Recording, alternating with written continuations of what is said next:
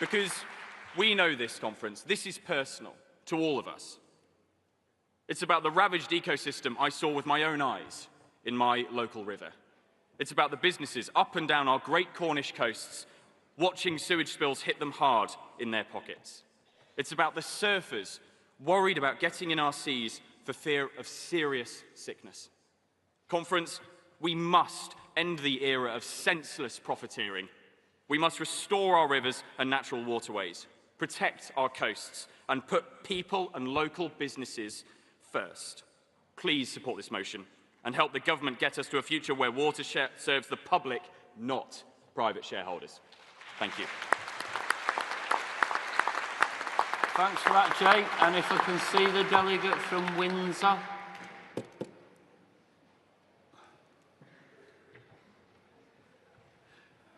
Thanks very much. You've got 2 minutes. Thank you, Chair. Good morning, Conference. Councillor Abby King, Windsor CLP, and part of the Labour administration in Runnymede in Surrey. Thank you. Our conference, from the Thames to the North Sea, our rivers, lakes and seas are the lifeblood of our communities. Yet, after 14 years of Tory neglect, they have been poisoned by record levels of illegal sewage dumping. Instead of investing in much-needed infrastructure, the Conservatives, and let's not forget, supported by the Liberal Democrats, let water companies line shareholder pockets and pay out bonuses while slashing the Environment Agency's budget, leaving it powerless to act. And let's be clear, Conference, Reform did not mention sewage once in their manifesto. Now, in the South East, we know all too well the true human cost of environmental failure. We remember 7-year-old Zain, who died after floodwaters carried toxic material into his home. His family has fought tirelessly for justice and truth, yet the system that protected him, that should have protected him, failed. Conference, we must never forget that behind every statistic is a life, a family and a community left changed forever. Only Labour has the courage and commitment to clean up this national disgrace. With the Water Act, persistent lawbreakers will face criminal charges. Water bosses who cover up spills will face prison. Bonuses for failure will be banned. And every outlet will be independently monitored to deliver transparency and accountability. Conference, only Labour will protect our water, our health and our future. Thank you.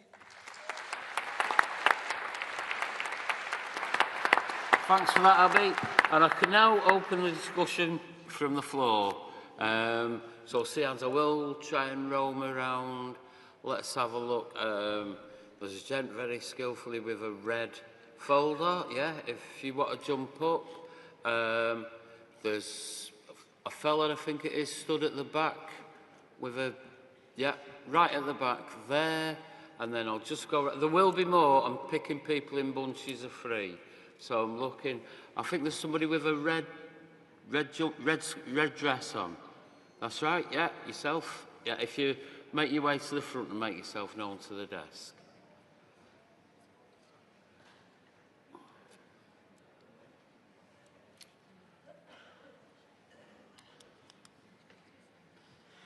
Right, and if you could just tell us who you are, that would be appreciated. No worries. How many minutes have you got? Conference, my name is Sean Edge, and I'm a first-time delegate from Blaydon and Concert CLP. Now, thank you. Now, I was born and raised in South Shields, where the River Tyne meets the sea. And that river built our towns, shaped our industries, and still defines who we are as a region. Now, in Blaydon and Concert, where I live today, the Tyne is still on my doorstep, joined by the River Derwent, flowing from Durham through Concert and Gateshead before meeting the Tyne. These rivers link my hometown and my new home. But after 14 years of Tory neglect, too often they've become open sewers. In 2024, the Derwent was polluted 466 times. The Tyne was polluted 989 times. That's more than 2.5 dumps every single day. And Northumbrian Water did this while paying dividends and bonuses. Now, Conference, that is a scandal. And let us be honest, Reform have no plan for water, no plan for sewage, and no plan for our rivers. Most of their waste comes from Reform's deputy leader in County Durham, Darren Grimes. Oh, I know he's a right keyboard warrior, our Darren.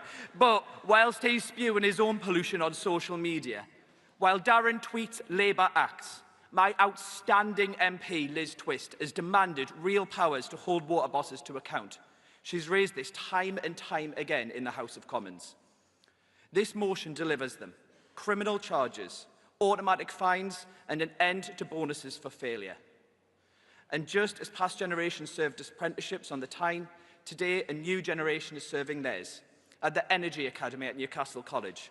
Supported by our fantastic North East Mayor, Kim McGuinness, that academy is delivering the green and blue skills needed to clean up our rivers for future generations. Conference, the Tories failed. Reform have no answers, and only Labour will act for clean energy, clean water, and communities being put first. And as Jimmy Nail sang in that great Geordie banger, Big River, everything they tried so hard to kill, we will rebuild. Conference, I urge you to support Composite Motion 6. Thank you.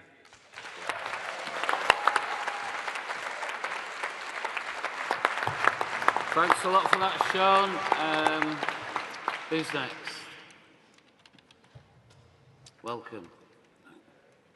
Thank you. I'm Jo Blackman, Councillor and Cabinet Member for the Environment in the East London Borough of Redbridge, and I'm proud to be a delegate for CERA, which is Labour's affiliated Environment Socialist Society.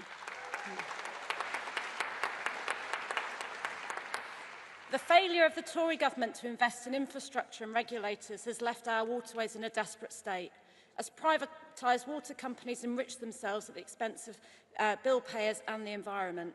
In my own borough of Redbridge, over 2.5 litres of sewage is illegally entering the River Roding every single day, from dozens of outfalls, all of which are completely illegal.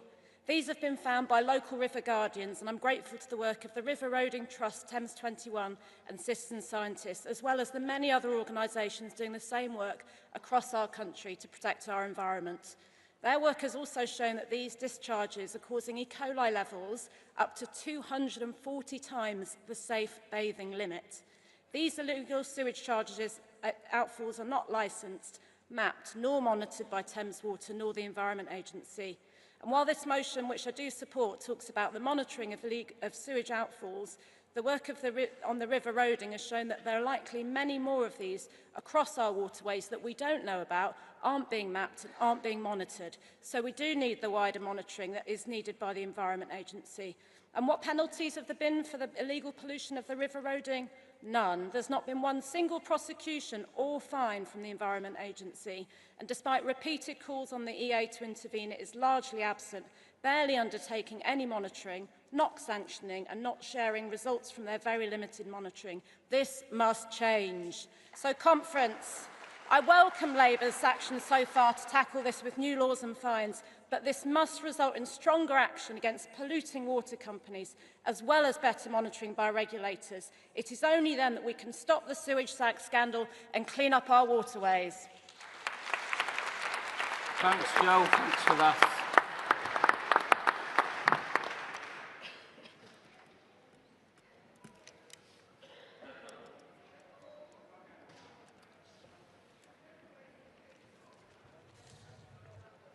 Good morning, Conference. Andrew Fox-Hewitt from the Fire Brigade Union here to speak in support of this composite. Many people will not immediately associate the state of waterways with firefighting, but it is firefighters who respond to incidents on our rivers, our lakes, and on the increasing amount of serious flooding that we face. Despite being the only agency doing this work, successive governments have failed to place a statutory duty on the Fire and Rescue Service to do this.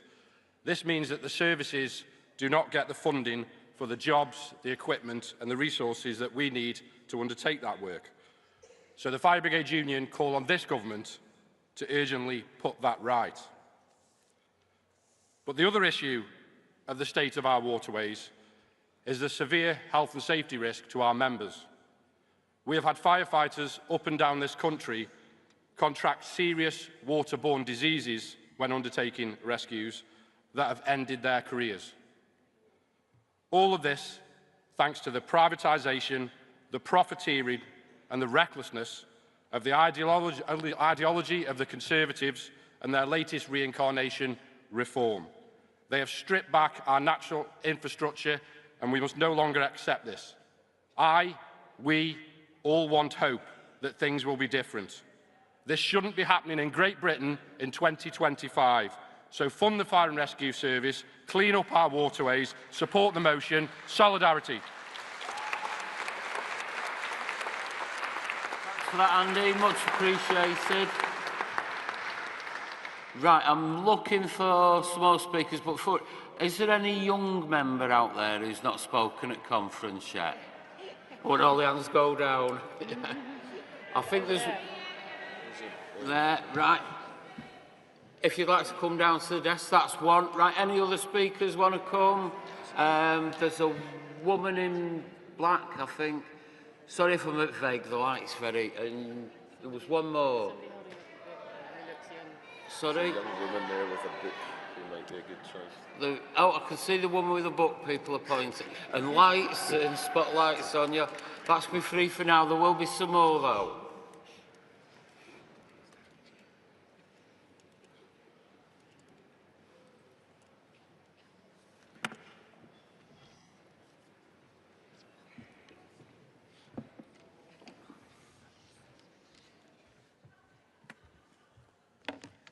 Good morning, conference. I come to speak on Composite Motion 6. My name is Hope Watts. I'm from the New Forest East. It's the reality for us here that bills just go up, and waste management just gets worse and worse. It's not just the reality for us in the New Forest, but for so many across the country. Southern Water has a particularly terrible record. Last year in the New Forest, entire communities such as Hythe lost all water. They had to walk miles and miles and miles just to get supplies. This is even true for Southampton General Hospital, which is our main hospital servicing the area. We had to get bottled water because it was deemed that we could not drink out of our taps. In fact, it made the local news. Not only is this not all right for our area, it shouldn't be normal.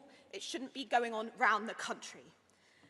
This is the result of insufficient infrastructure, insufficient investment, poor supply management, and absolutely no consequences for the perpetrators, apart from insufficient signs and a slap on the wrist. We must do better.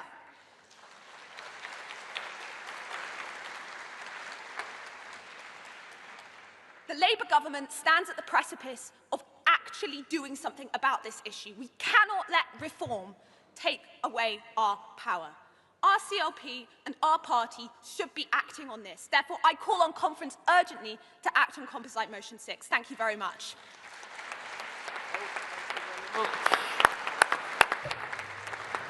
The good news is all the speakers are coming in under time, which means we can get more in, so your cooperation is much appreciated on that. Yep.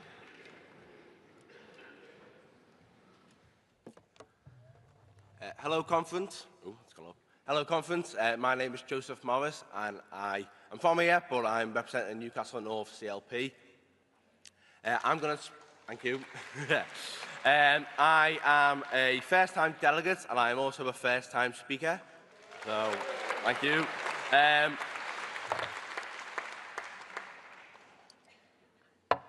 Bloody hell. Your mouth gets so dry when you're up here. Right. I'd like to speak on Composite Motion 1. I do fully support the motion, and I will be voting for it. But what I'd like to discuss is animal welfare as a priority ballot.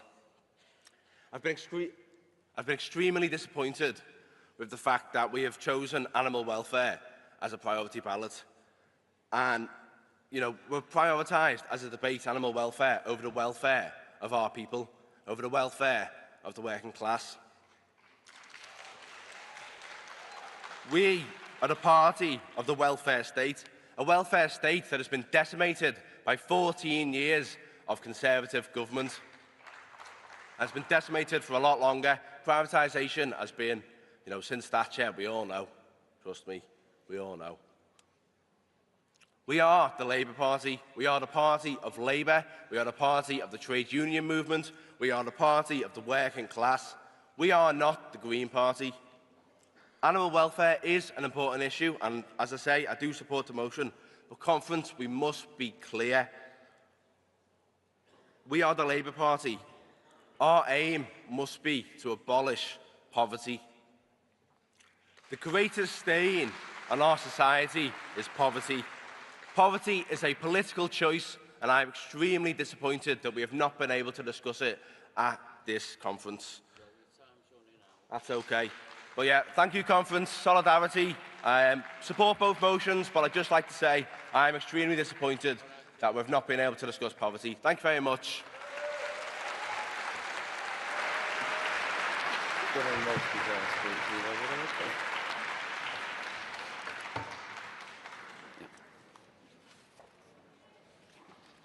Oh, welcome. Hello everyone, I'm Freya and I'm a first-time delegate and first-time speaker from Huntingdon CLP.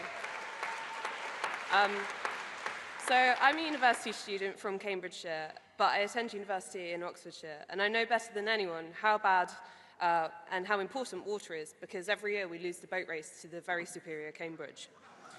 But there is a serious message behind this, and our waterways are deeply polluted and they are unsafe. There are periods of time we cannot enter it due to the pollutants present, and it's so bad that one of my friends was unwell for over a week at the end of our first year as she'd been in contact with the water and had got some E. coli contracted in it. Thames Water should be held accountable for its failures to maintain safe waterways, and how can it be right that a boss receives a six-figure bonus and boasts that he deserves it when his company is consistently failing? Why should working people pay the bill while these companies fill their pockets? It's not right, and it's only Labour who can tackle these bosses, allowing our waterways to prosper. So support this motion to stop those who are profiting at the cost of our health and safety from continuing to do so. Thank you very much, conference. Thanks for that, a good bit of time saved. Right, if we're quick, we've got time for another 3 delegates. And let me have a look. I'll try and get some people.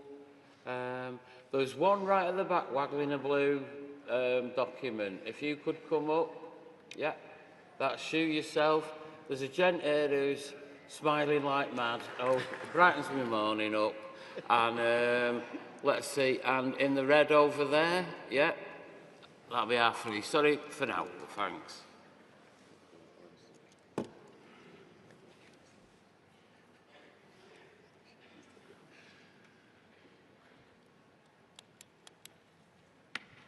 Morning conference, Ollie Goff, Hornsey and Fry and Barnett, first-time delegate. Thank you. Our rivers are some of the most beautiful and biodiverse places in our country, but too often they are covered in a film of foul-smelling scum, the signature of a system that lets private companies pour human waste straight into our waterways. This is vandalism of the natural world happening in plain sight. That's why I welcome this motion. I'm so proud that Labour has already issued record fines to polluters and is determined to hold water bosses to account. But let's be honest, punishing bosses deals with the symptoms, not the cause. Our water system is broken because for decades it has been starved of investment and hobbled by poor regulation. Ofwat was set up to keep bills down and profits flowing, not to make sure our rivers run clean. And when the cracks appear in the walls, you don't paint over them, you fix the foundations beneath. And that's what Labour is now doing. The first new reservoirs in over 30 years, upgrades to sewage treatment, major investment in infrastructure that should have happened decades ago, and a new powerful regulator promised with the teeth to do the job. But conference, we can go even further. Thames Water has abused the trust of the public. It's time to put it into a special administration regime, using the legal powers we now have, and to show that no company is too big to be held to account. That doesn't mean public ownership. It means new management, tighter regulation, and a model that puts long-term investment and the public interest ahead of short-term profit. Conference, I urge you to back this motion with pride, but let's be clear. We won't clean up our rivers with fines and prosecutions, but with concrete and steel and organisations obligated to maintain their assets.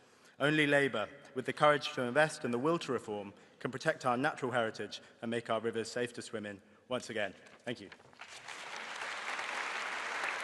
Tully. Let's see who's next. Hello. Good morning, conference. My name is Comfort Akimobola, and I'm representing East Leeds CLP. I'm a first-time delegate and a first-time speaker, so I'm really nervous. I am supporting Composite Motion 6. Across our UK, our river and coastline are drying, poisoned by record level of illegal sewage dumping. This is a toxic legacy of 14 years of Tory failure. In Yorkshire, where I am from, we see the crisis firsthand. Not only are we fighting sewage in our waterway, but our vital reservoirs are also drying up. This is a stark symbol of failure from the Tory government. And water is life, as we all know that. I would like to also pay tribute to champions like Richard Bogan, our MP, who fight tirelessly for this anti-sewage campaign on the background. And also, now that we have the Labour government, we employ the government to please ban executive bonuses when the companies are failing. We must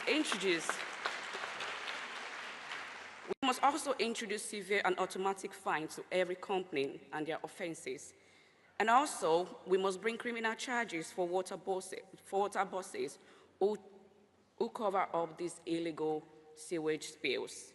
Please, conference, we must support this motion to keep water, because we know water is life. Thank you.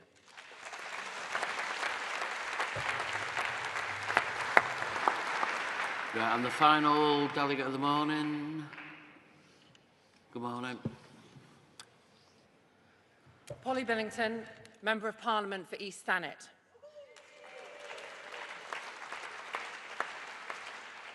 East Thanet is made up of 3 towns that rely desperately on the health of our waterways and our seas. It is surrounded on all sides by beautiful beaches and seas that people want to come and enjoy. Let us remember, our natural environment is not just something we love, but is something vital for our economic health and well-being at the coast. It's not just East Thanet that benefits from having cleaner seas and cleaner waterways. There is nearly 1 in 5 people in England and Wales that live within 5 kilometres of the coast. Those are the people that benefit from a commitment to us cleaning up our seas. Those are the people that need an economic strategy which involves our natural environment at the coast. And those are the people that will benefit from a Labour government that is committed to transforming our water industry and transforming our attitudes towards natural environment. We are, let us remember, the party of the right to roam, the party of the wild trespass.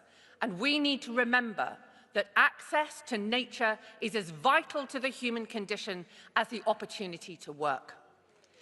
We need to be able to remember and remind our colleagues when they are making decisions that the Labour government is part of a Labour movement which knows and values the importance of working and non-working people to the freedom to have fun by the sea. Thank you.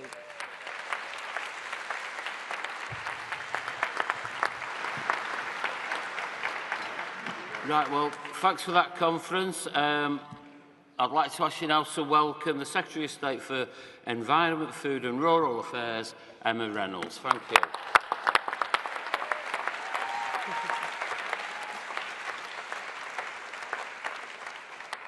Thank you, Conference. I'm delighted to be here as the new Secretary of State for the Environment, Food and Rural Affairs, and to have such a strong ministerial team: Angela Eagle, Emma Hardy, Mary Cray and Baroness Hayman. The first all-women ministerial team at a UK Department of State. Conference, until recently, I was the City Minister, but Conference, I'm more of a country girl than a city girl. Taking my kids on walks in the stunning Chiltern Hills is one of the greatest joys of my life. My Wickham constituency is surrounded by beautiful farmland and countryside. No wonder the Labour giants, Barbara Castle, Harold Wilson, Nye Bevan and Clem Attlee, each made that part of rural England their home. Conference, a walk in the woods, a hike over the hills, a dip in the sea. These are the things that make life worthwhile. These are the things that make us proud to be British. However, we all know that the state this country was left in by the Tories was dire. Nature in catastrophic decline, waste littering our streets, vital infrastructure stalled. And Conference, perhaps the biggest scandal of all, raw sewage choking our rivers and lapping at our seashores, the perfect metaphor for Tory failure. But we've already turned a corner. This Labour government is leaving behind the stench of the Conservatives, and we're cleaning up our rivers, lakes and seas. Thanks to the work of my predecessor, Steve Reed, and our fantastic Labour MPs in Parliament, this Labour government has passed a new law that puts water companies on notice.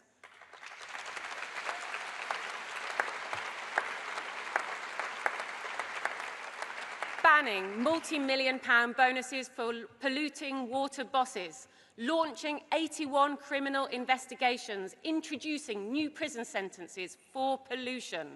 Conference, there will be no more undeserved payouts on the back of your bills, no more ripping off the British people, and no more rewards for failure.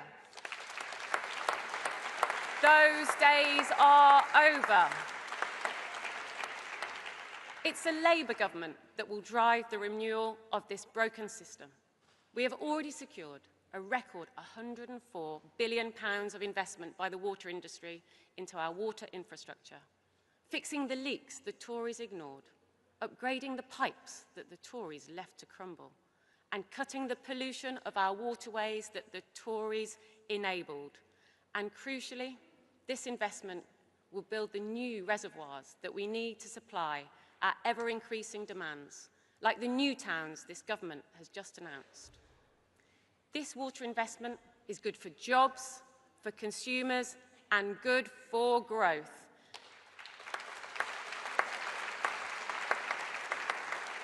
Turning around a broken water system will not happen overnight, but I am determined to drive this fundamental change and clean up our rivers, lakes, and seas. First, we will abolish Ofwat and create a new, single, powerful regulator to stand firmly on the side of consumers and the environment, ending the abuses of the past. Second, we will go further and introduce a new water reform bill to deliver a water system designed for the long term. And third, we will use the fines on water companies, over £100 million to date, to invest in cleaning up our waterways. Conference, we will make the polluter pay.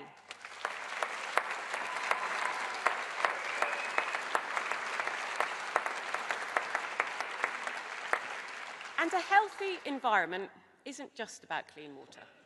It's about the land that sustains us and the people who work it.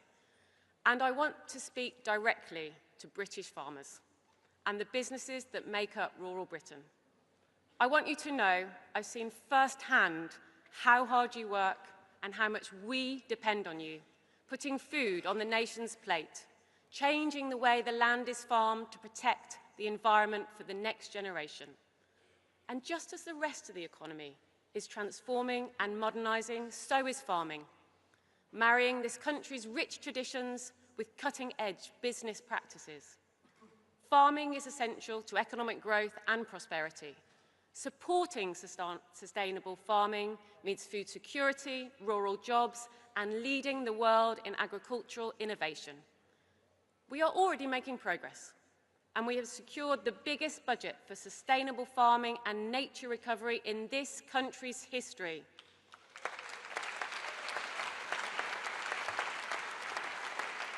And there is much more to do.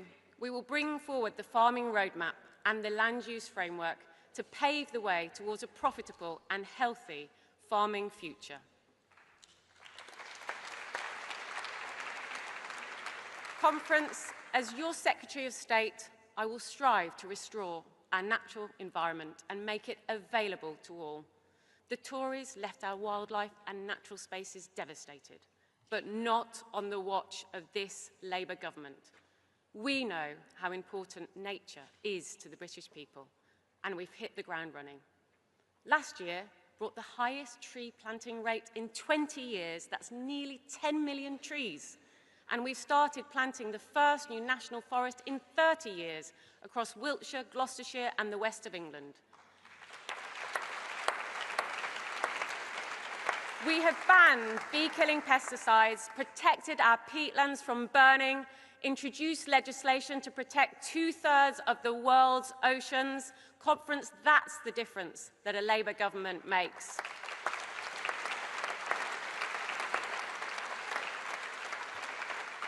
But there is still much more to do. We will restore nature at scale across the country and widen access, with 9 new national river walks, 2 more national forests, so families across the country can enjoy the clean air and quiet spaces that nature provides. Planning rules are not working for infrastructure or for nature, which is why we are reforming them. We are helping first-time buyers and families across the country fulfil the dream of home ownership, whilst also setting up the Nature Restoration Fund, creating a win-win for housing and for nature.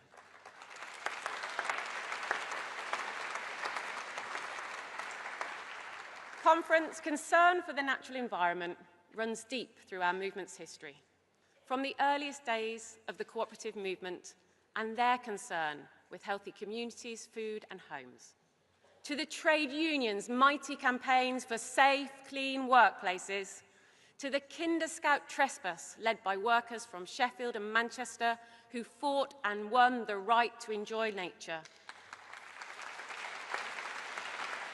to William Morris and the call for beauty in the face of industrial squalor.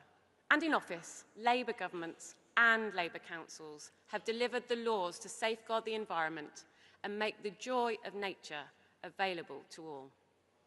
Conference, we can be proud of our record on the environment, whereas the Tories consistently ignored and neglected it, and the British people rightly threw them out. Reform are climate deniers, and their policies would put thousands of clean energy jobs, nature and the climate at risk.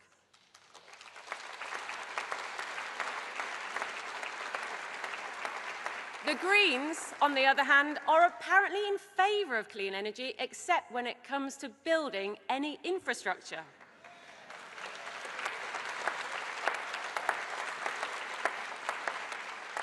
Conference, Labour is the party that restores nature and cleans up our rivers. Labour is the party that backs our farmers and builds for the future.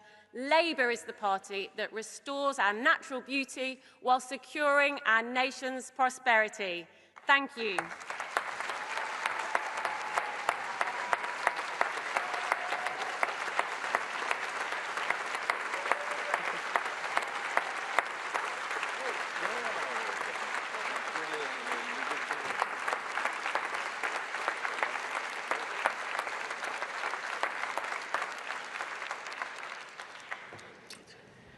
Right, well, thanks for that, Emma. Very inspiring.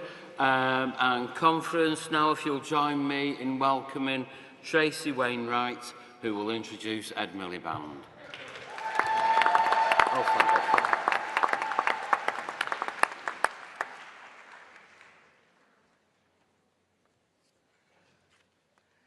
Thank you, Conference. My name is Tracy Wainwright. I'm a Unison member and a coordinator for EDF, supporting 3 branches and members across the UK. And I'm proud to stand here as someone who's worked in the energy industry for 26 years.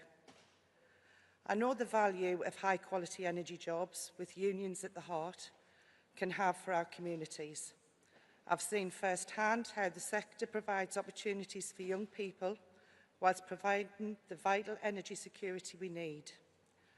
The energy industry has powered our country for decades, creating high-skilled jobs in every corner of the UK. This is why I'm so proud to be here today to introduce our next speaker. As we begin the next chapter of our country's energy history, it is because of the investment that this Labour government is making through its mission to make Britain a clean energy superpower that the next generation of young people will benefit from good, secure jobs in our industry. Energy security for the country, financial security for families and bill payers, job security for workers, from apprentices at Sizewell C to carbon capture in Aberdeen to Rolls-Royce in the East Midlands. We all know it's not just about jobs, but good jobs with proper wages and decent rights at work.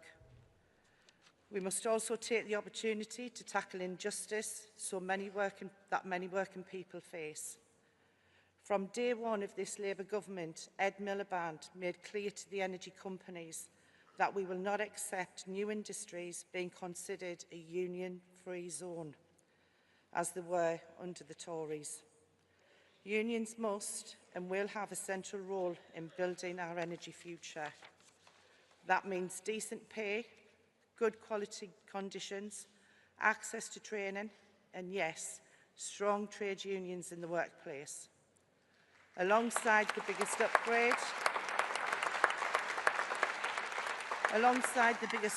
to workers' rights in a generation, this Labour government is grasping that opportunity.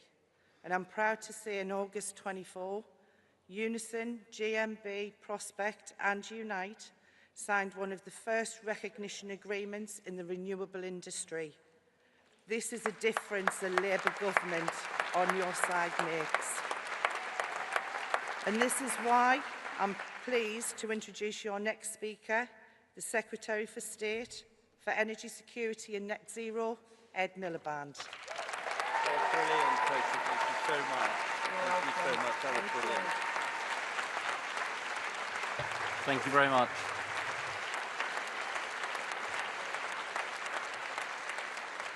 Thanks so much, friends. And let's first of all hear it for Tracy and her brilliant speech. Thank you so much, Tracy.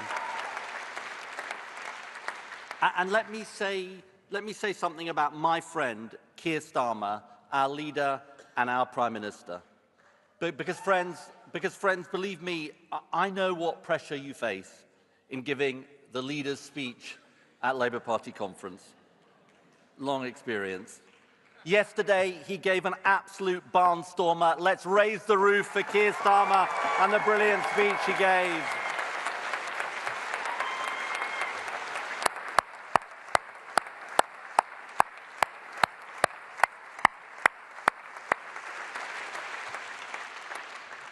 Friends, I know this party, and I love this party, and I love all of you as well. You know,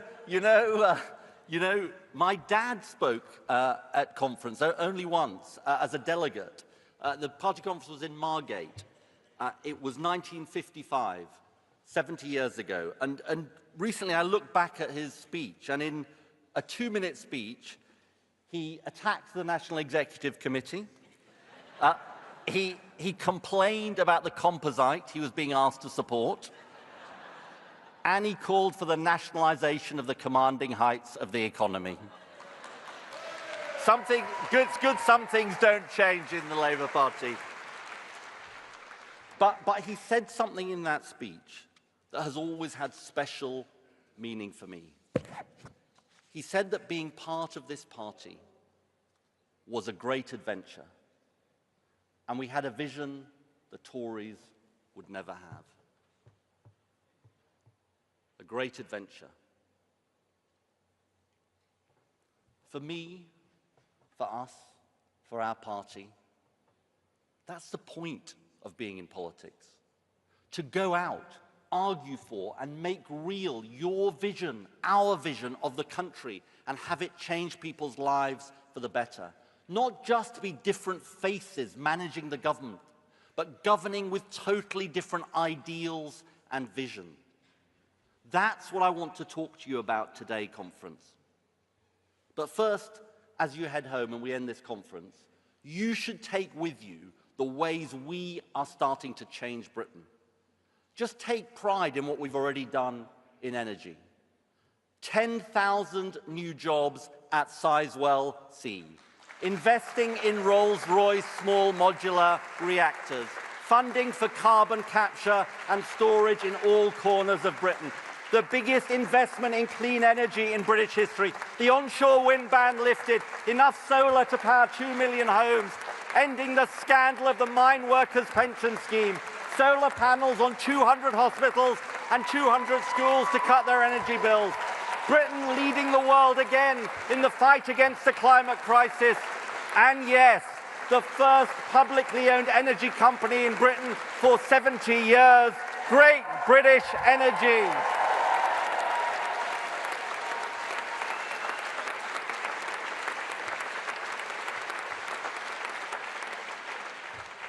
But friends, this must only be the start of the change we bring to Britain. Because our country is so far from the vision we all have, and people are impatient for change. And here's the thing, they're not wrong, they're right. Our country needs to be run very differently. Now, we know what reform's approach is. Scapegoat anyone or anything they can pretend is the cause of all our problems. They want to blame diversity. They want to blame net zero. Anything they can to stir up division. Friends, I'll tell you this, they're wrong. They're dead wrong about the causes of our country's problems, about why our living standards have stagnated, about why our public services have declined. You see, here's the thing. It's two dominant right-wing Tory ideas that have devastated Britain over the last few decades. The first idea from the 1980s, trickle-down economics. Remember that? Enrich those at the top, and everyone else would feel the benefits. We all know how that worked out. All it did was bring the deep inequality that still scars us to this day. Friends, it didn't work. It won't work. It can never work.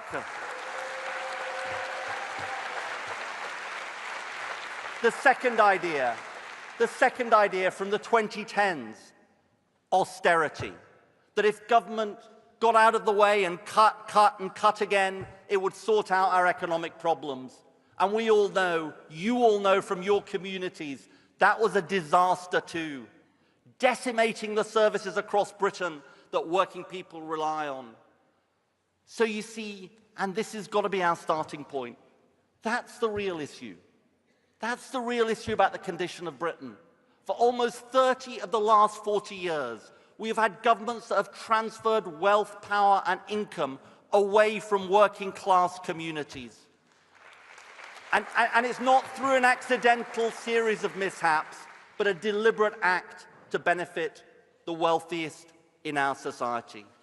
Friends, we've got our party card here. Remember what it says on our party card. It says we stand for a community in which power, wealth, and opportunity are in the hands of the many and not the few.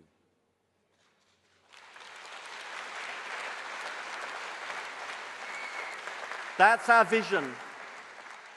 That's our vision. But that feels like an absolute fantasy, a distant dream for so many millions of people in our country. That's why so many people feel Britain doesn't work for them. That is what we must change. That is the mission of this Labour government. And now what's so important about clean energy, what's so important is it can answer the call. As Tracy said so well, it can answer the call for a different kind of economy run for working people. It offers the biggest opportunity for job creation for decades, and we must seize it. Skilled jobs in proud professions, tens of thousands more jobs for engineers, for welders, for electricians, for construction workers. And behind these statistics, and you know I like statistics, behind these statistics is the potential for each and every one of these jobs to change the lives of working people and their communities. You know, recently, I spoke to an apprentice working at Sizewell C. He was so excited. He was so excited about what he was doing, the prospect of a good job, not having to leave his hometown, doing the right thing, yes, for the future of the planet too. Just think about what that chance will do for him and thousands of others like him. And now think about the potential, job by job, city by city, town by town, your city, from offshore wind in the east of England to carbon capture and storage in the northeast, and yes, here in the northwest too. Hydrogen in Yorkshire to new nuclear in Wales, critical minerals in Cornwall to nuclear fusion in the Midlands, and backing existing industries like ceramics. And in Scotland, oil and gas workers who have powered our country and our world will continue to be a valued part of the energy workforce. And at the same time, we will create new jobs in hydrogen, offshore wind, and carbon capture and storage. And friends, if you want to know the difference the Labour government makes, you know the Acorn carbon capture and storage project was talked about for years by the SNP and Tories, but never delivered. Now it is being made real by this Labour government. That's the difference the Labour government makes. And friends, let me say this. Think how many more thousands of jobs we could create if we had a Scottish government that embraced and didn't block nuclear power. One of the many reasons we need to kick out the SNP and make Anna Sarwar the First Minister of Scotland.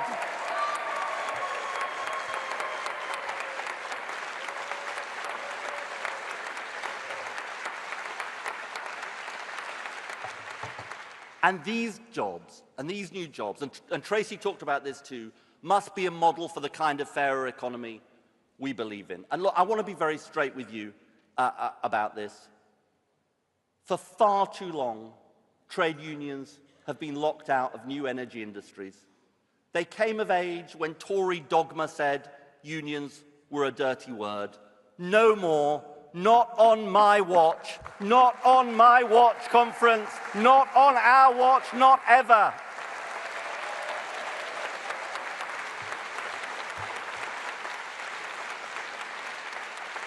And so let me say this. Our clean industry bonus rewards the offshore wind industry for investing in Britain, and that's the right thing to do. But under a Labour government, public money must serve the public interest. That's why I can announce we will introduce a new Fair Work Charter as a condition of that bonus. And let me spell it out.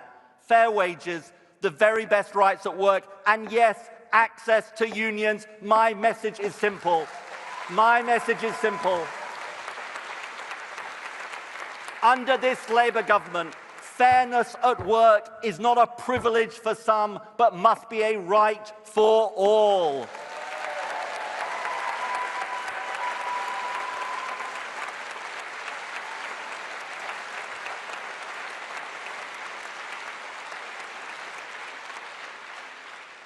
And as I talk about this issue, let me pay tribute to my friend Angela Rayner for her New Deal for working people, and I pledge we will implement that New Deal for working people in full, in spirit and in substance.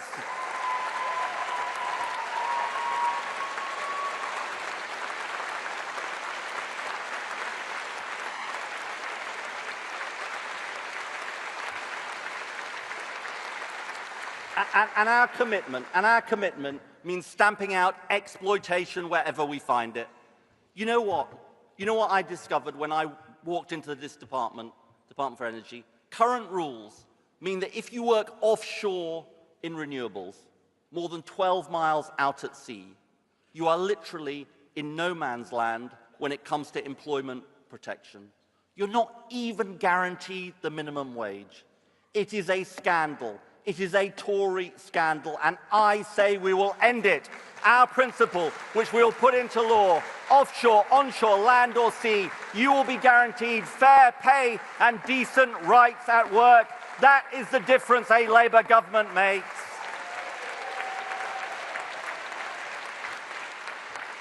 And clean energy offers our best chance to escape the high energy bills that have caused the cost of living crisis.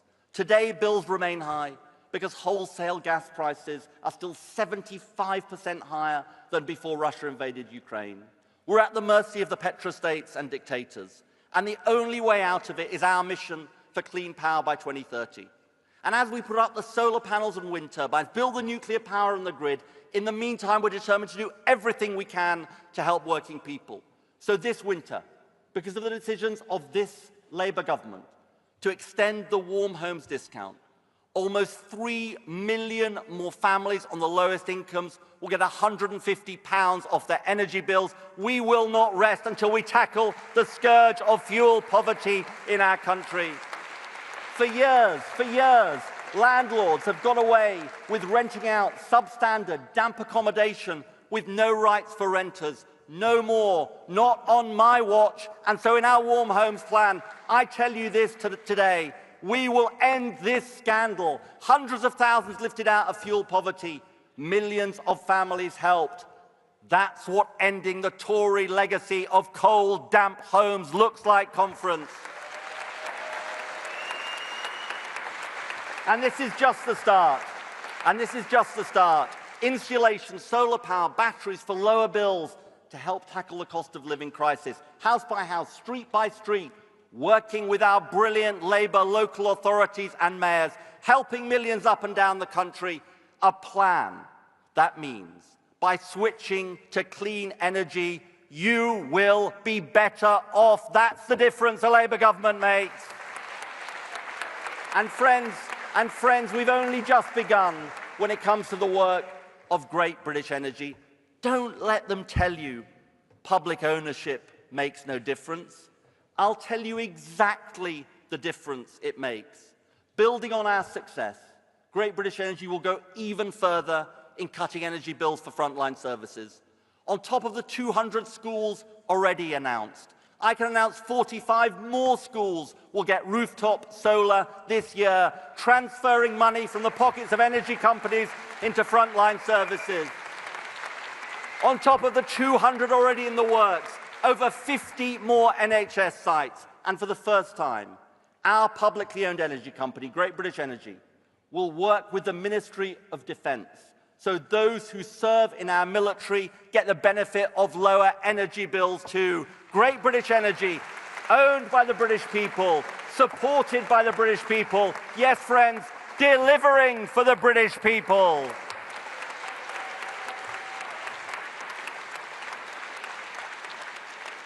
And this is all in the service of our vision, bringing wealth and power back to working people and their families. That's the mission of this Labour government. But friends, and Keir spelt it out yesterday, we face a fight like never before, not in my 30 years in this movement. Reform would wreck everything we're doing. They've said they would wage war on clean energy, a culture war they're importing from the United States, driven by the rich and powerful interests who fund them. And let's spell out what their war means. It's a war on the workers at the Siemens wind turbine factory in Hull. It's a war on the construction workers building carbon capture and storage in Teesside. It's a war on the workers at the new cable factory in Scotland. It's a war on the working people of Britain. That's what Reform's war means. And theirs is an all-out war on future generations too. I'm incredibly proud of British climate leadership. I'm incredibly proud of Labour climate leadership. And I say Reform's war on the future would betray every young person in our country and every young person and every person yet to be born.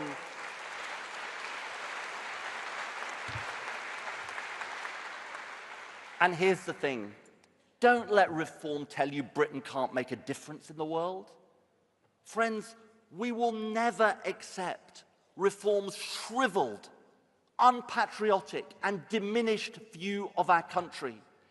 Ours has always been a vision of Britain standing tall in the world, fighting for the national interest, and true to our traditions of internationalism. And let me just say, I am so proud to be part of a government that has officially recognized a Palestinian state, as this party has long demanded.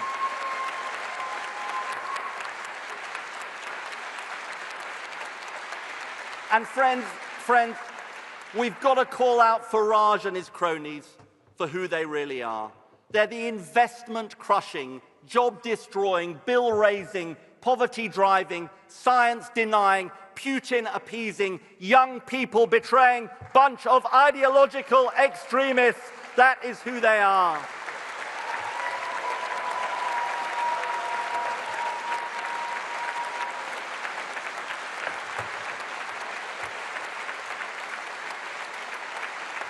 And we know where they want to go next. And they won't know where they want to go next, because they've told us. Fracking. Fracking. In your communities. Fracking will not take a penny off bills. It will not create long-term sustainable jobs. It will trash our climate commitments. And it is dangerous and deeply harmful to our natural environment. Friends, the good news is that communities have fought back and won this fight before and will do so again. Remember Liz Truss? Who could forget Liz Truss? Remember Liz Truss and her 42 days of disaster? The Tories tried to overturn the fracking ban, led by Jacob Rees-Mogg. Remember him? Yeah, who could forget him either?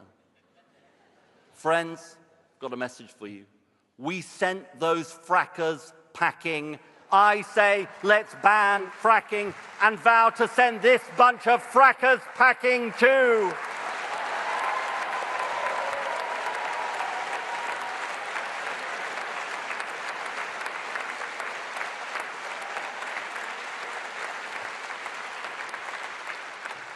But the threat from reform goes way beyond their climate-denying agenda. You see, the truth is, I wish Nigel Farage was just the snake oil Tory city boy we've known about for years. He's actually morphed into something even more dangerous. He's now a key part of a global network that wants to destroy the ties that bind our communities and our way of life. And I can sum up the threat for you in 2 words. Elon Musk. Elon Musk. He incites violence on our streets. He calls for the overthrow of our elected government. He's an enabler of disinformation through X. He thinks he can tell us how to run Britain. Conference. We have a message for Elon Musk. Get the hell out of our politics and our country.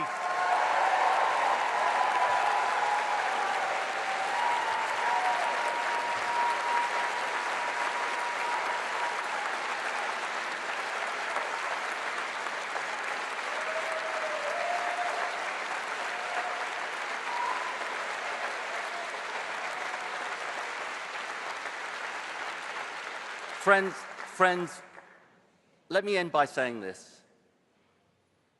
What I've learned over 30 years in politics, through good times and bad, thick and thin, is that what sustains you is something very simple. Your values, what you believe in, what you stand for, and who you fight for. That's what the point of politics is. In fact, I think that's the only point of being in politics. And at this moment of peril for the world and danger for our country, we know what our values mean. We have to fundamentally change who our country works for, not tinkering around the edges or fiddling at the margins, but fighting always for the vision that it says on our party card, power, wealth and opportunity in the hands of the many, not the few. And this time, in our generation, we haven't come this far. We didn't work this hard for 14 years through the dark days of opposition to hand our country over to reform. This is the battle of our time. Our people and our communities against the political con men who want to sell our country out to the vested interests. Our people and our communities against narcissistic billionaires who sow disinformation and stoke violence. Our people and our communities against those who would rob them of their rights, sow further inequality, and take away our freedoms. Friends, our fate lies in our hands. We have the power to change Britain for the better.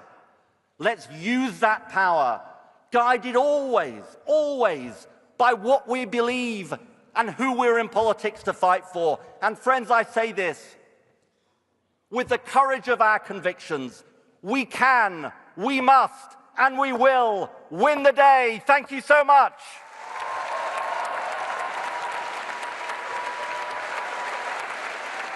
Thank you so much. Thank you so much. Thank you. Thank you very much. Thank you.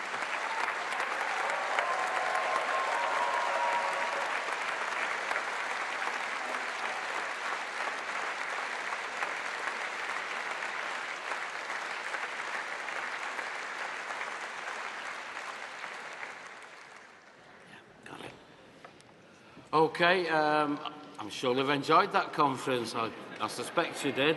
Anyway, thank you, Ed. Thank you for delegates.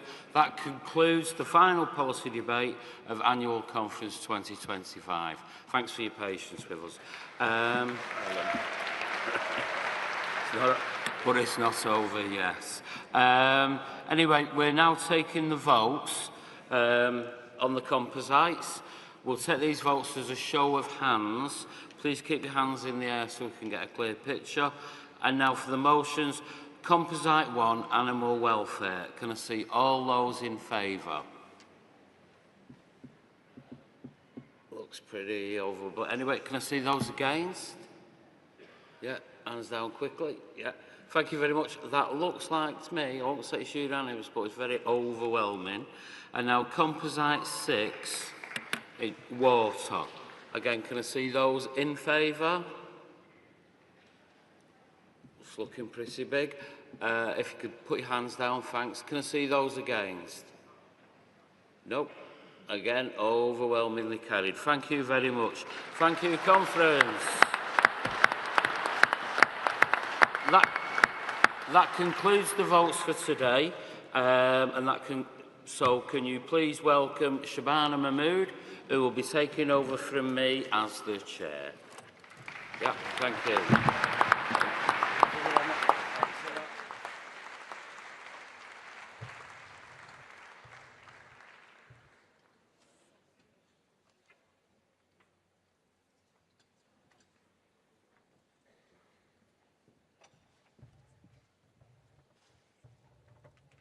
Thank you very much, conference. And thank you for being here on the final day as we close our conference. First to arrive and last to leave, we are the great survivors. I mean, some might say there is a touch of masochism to those of us who are still here. But I think that we know we are really the very best of our movement. Not here for the parties, but for the panels. Not here for the drinks, but for the debates.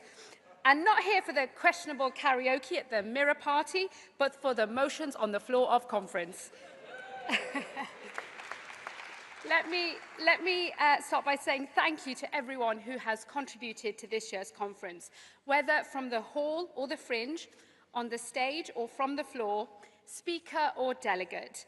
You are what makes this party what it is, a movement that is greater than the sum of its parts. More even than that, we are a family. A little dysfunctional at times, perhaps, but a family just the same. Today marks a particular honour for me, my first day as Chair of the National Executive Committee.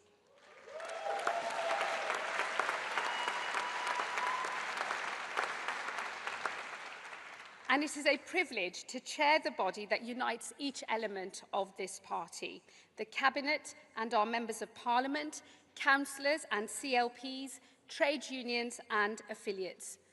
The Labour Party has always been a big tent, uniting different traditions, ideas and ideals in a single common cause, making our country a better place. I have now been a member of the NEC for nearly a decade. Some of them were dark years for our party, but they were years in which we steered ourselves away from the brink of irrelevance. They were the years that we reconnected our party with the working class communities that we exist to serve. They were the years when we earned our right to be a party of power once more. Today, I become chair in what are dark days once more. But now the situation is different. There is not a darkness in our party, there is a darkness in our country. As the Prime Minister himself said yesterday, we find ourselves engaged in a fight for the soul of this country. And we have a choice between fear and hope, between division and decency, between grievance and renewal. I know the path that we will choose because I know the vision of this country that we all believe in. It is a vision of an open, tolerant, generous place. It is a patriotism that speaks but does not feel the need to shout. It is one that embraces those who trace their roots here back 1,000 years, and also those who look like me. It is a patriotism that accepts that some things about our country will change, but that there is something essential that will always endure. It is the patriotism of a greater Britain, not a littler England.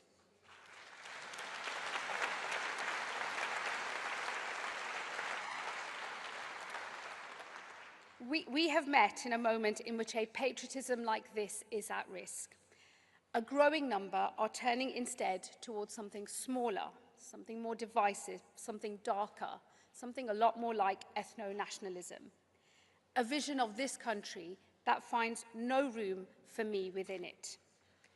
I refuse to give up my belief that we can still reach out to people, because I know that we still have the power to persuade.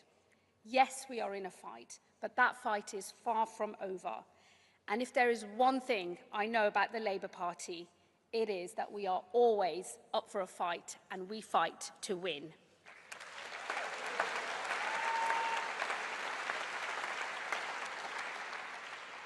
This conference has given us renewed vigour in that effort. From the stage, our Prime Minister and Cabinet have set out the change that we are bringing to this country. A Hillsborough law that rights a decades-old injustice.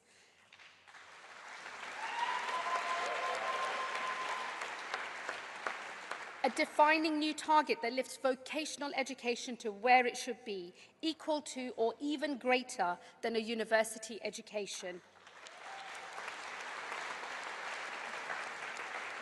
A library in every primary school, giving every child the kind of opportunity that only comes from a good start in life. And the next generation of new towns across this country following in the footsteps of Attlee's New Jerusalem. And in my own brief, a migration system that is fair for all. Above all else, one thing has been clear to me at this conference. We know the scale of the challenge that we face. We know that working class communities across this country are calling out for change. That change is underway. Yes, change takes time, but change is coming. And together, I know that we will renew this country. Thank you, conference.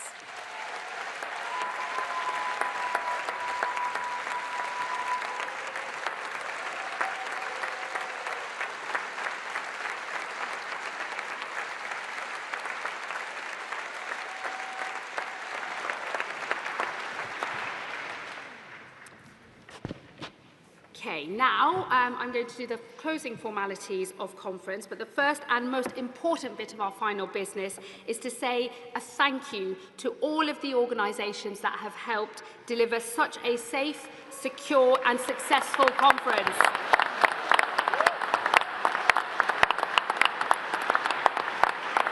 So, let me say, all the staff at the ACC Liverpool, all the hotels across the city, including the Pullman and Leonardo's, Merseyside Police, Securitas and Carlisle Stewarding, and Ashley Venables and all of our accessibility stewards. Barefoot Live,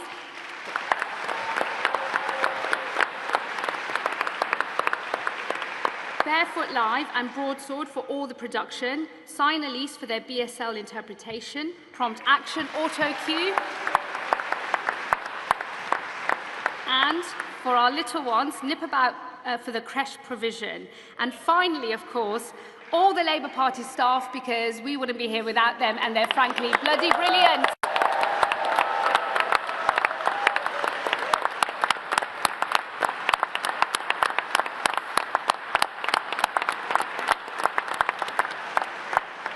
Okay, folks, so now to lead the singing of the Red Flag and Jerusalem, we welcome back to conference Anna Marie Newton. She's accompanied by Stephen Mannings, Director of Choral Outreach at Liverpool Cathedral.